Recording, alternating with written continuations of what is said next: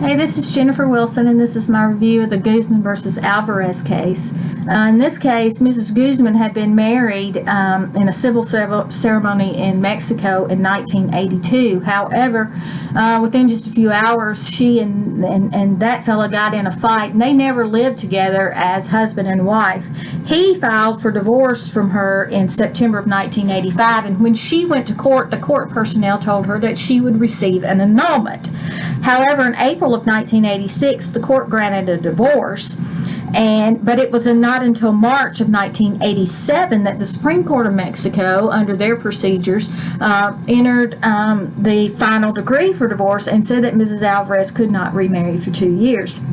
She never got a copy of any of these documents because she had moved from the address the court had on file. In the meantime, she met and married Mrs. Guzman never got a copy.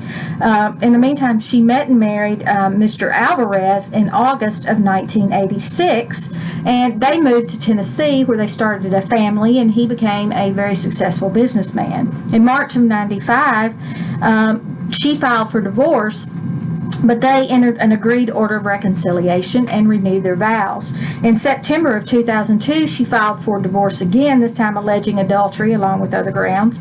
All these times she had said she was not previously married. Mr. Alvarez this time answered and countered for an annulment, and he produced a copy of the divorce decree from Mexico.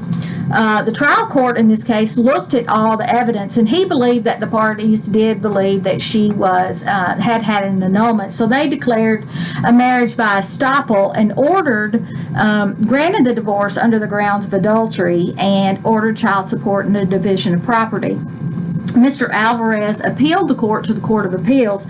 However, the Court of Appeals did affirm the trial court except to the division of property. So Mr. Alvarez asked that the Tennessee Supreme Court look at the case, which they did agree to do, and agreed to look at whether this was a bigamous marriage, and if so, does a bigamous marriage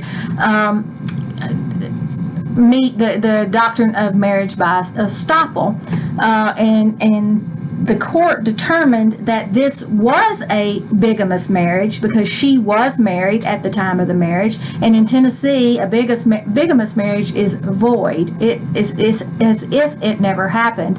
So the doctrine of marriage of estoppel does not apply. So the Supreme Court reversed the Court of Appeals and remanded this case to the trial court for property and support issues. Thank you.